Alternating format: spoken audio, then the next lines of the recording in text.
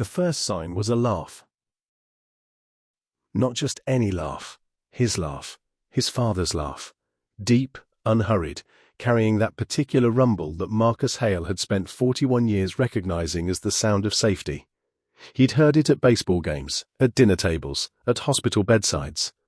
He'd heard it through walls when he was a boy and couldn't sleep, proof that his father was still in the house, still standing guard against whatever darkness pressed against the windows. He heard it now through his own bedroom wall.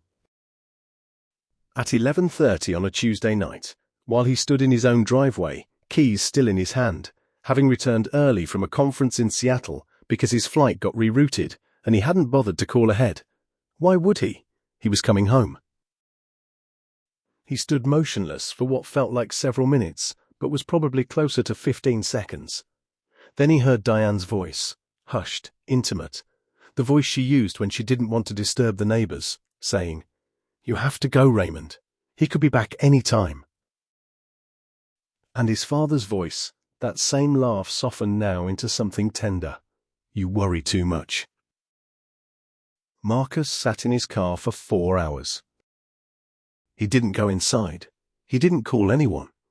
He watched the upstairs light eventually go dark, watched a silhouette move through the hallway, watched his father's silver Buick back out of the garage at 12:47 a.m., a car Marcus had helped park in that garage dozens of times, always assuming his father was there for dinner, for the holidays, for the company of family, always assuming the word family meant what he thought it meant. His father drove past without looking at the driveway. Marcus watched the taillights disappear, and then sat in the absolute silence of a neighborhood that had no idea the earth had just shifted. He went inside eventually, climbed into bed beside his sleeping wife, lay there with his arms at his sides like a man inside a coffin, staring at the ceiling while Diane breathed peacefully next to him, her hair spread across the pillow, her hand resting near his arm, but not quite touching it. He thought about their wedding. 14 years ago, his father had given a speech that made half the room cry.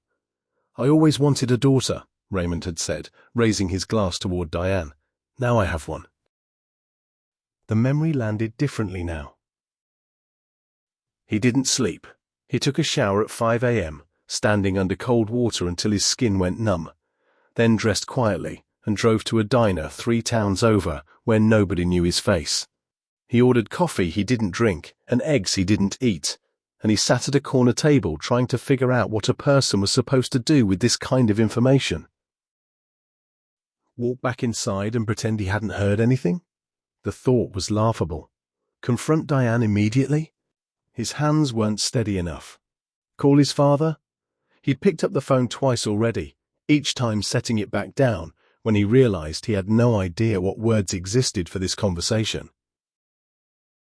The waitress refilled his cup without being asked. 3 years.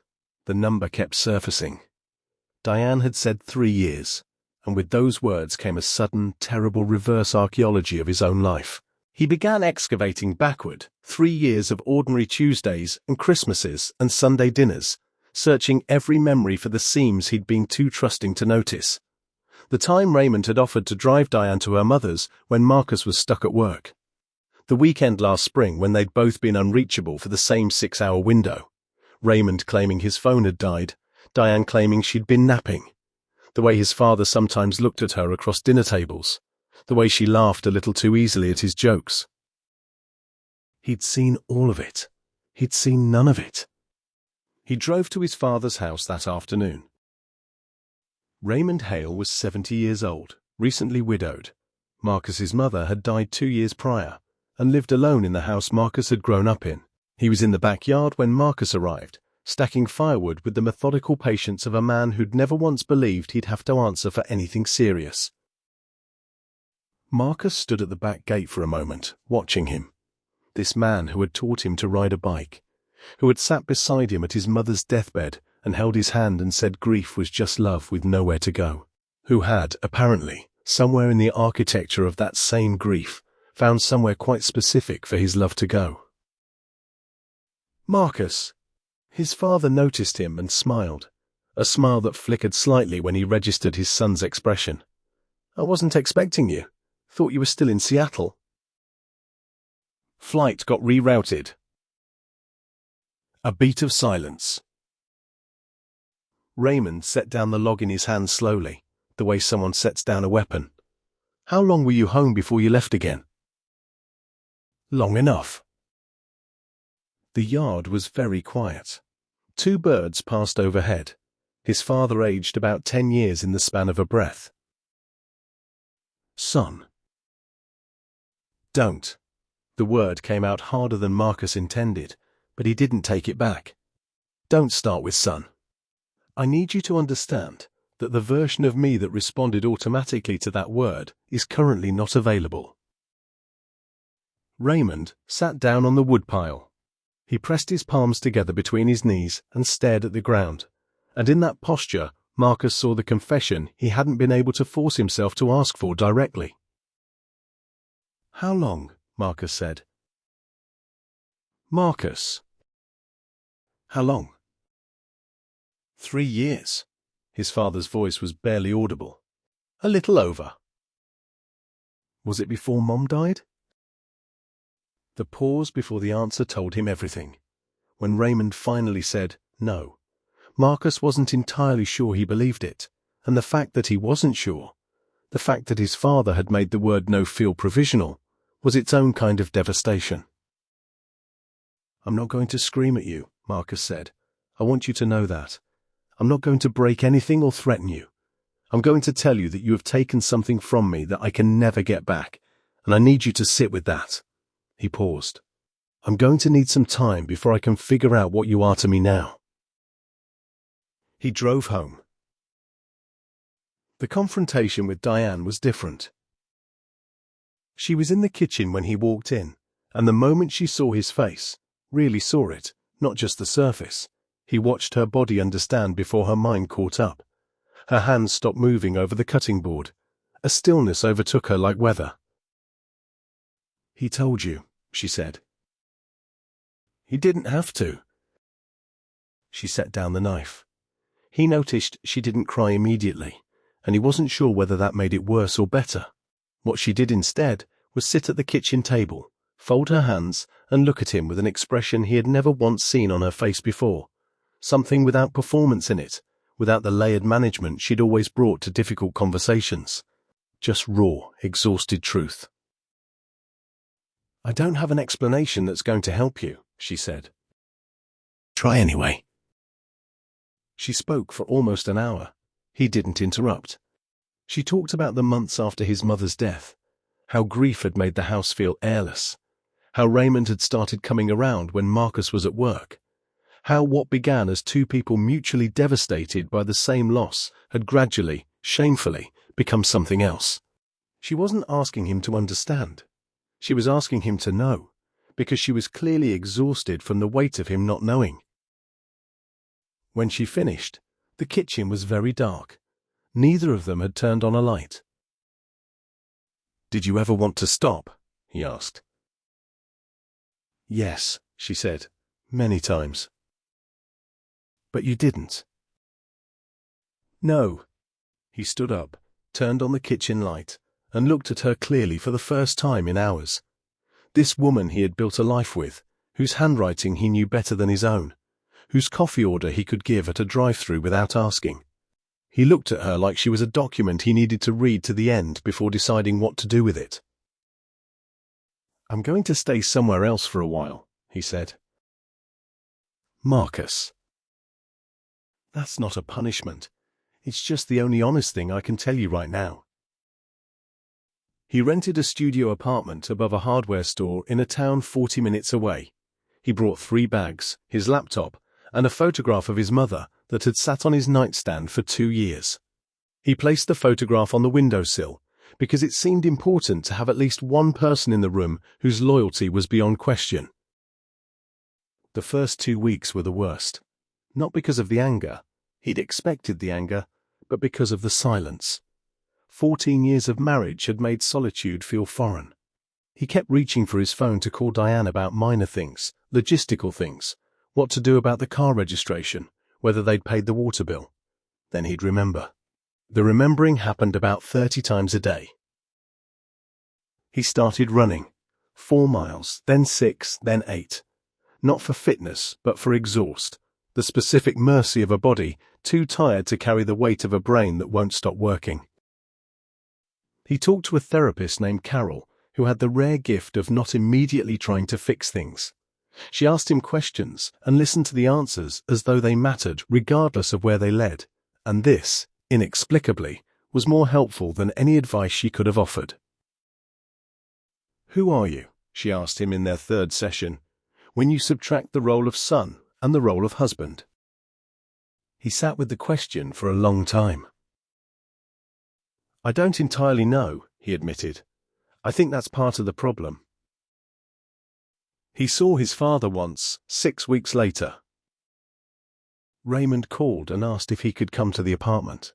Marcus said yes, not because he was ready, but because he recognized that readiness was a luxury he might never fully afford, and he had to start somewhere.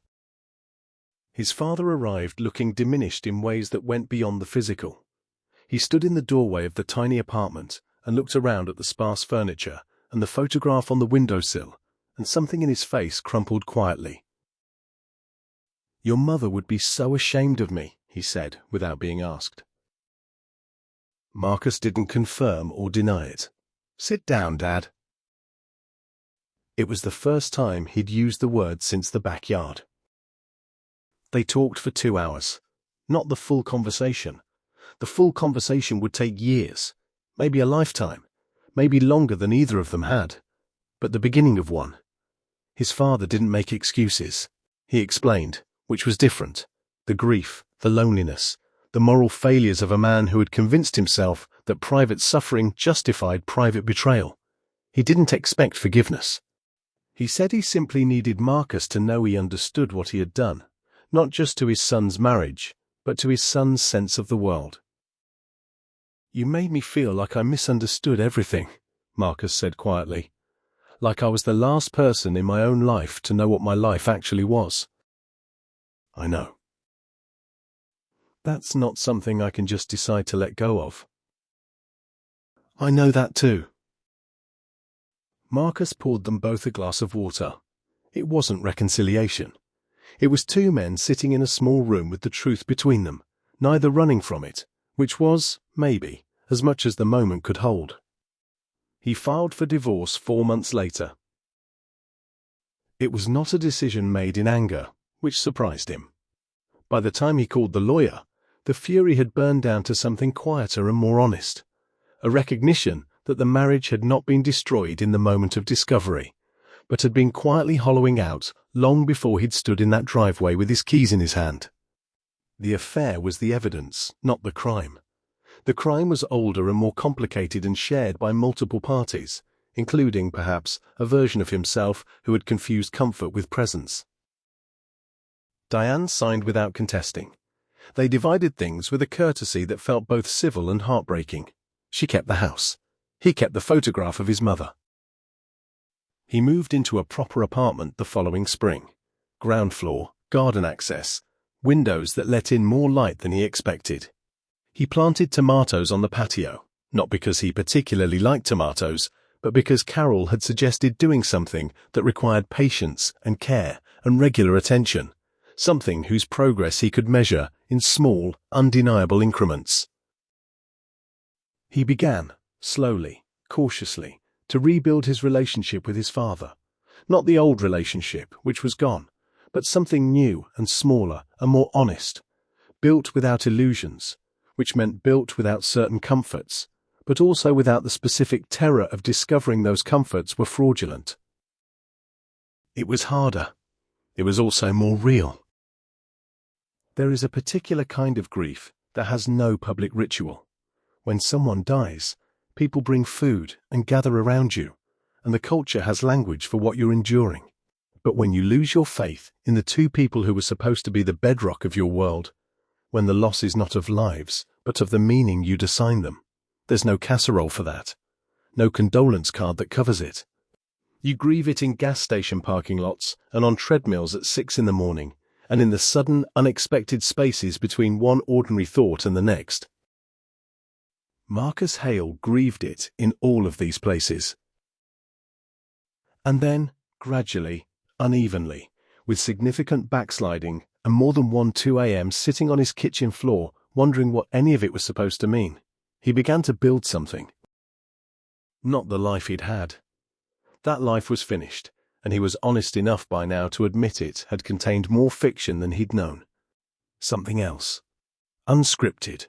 Slightly frightening in the way that all genuinely open spaces are frightening. His tomatoes came in remarkably well that first season.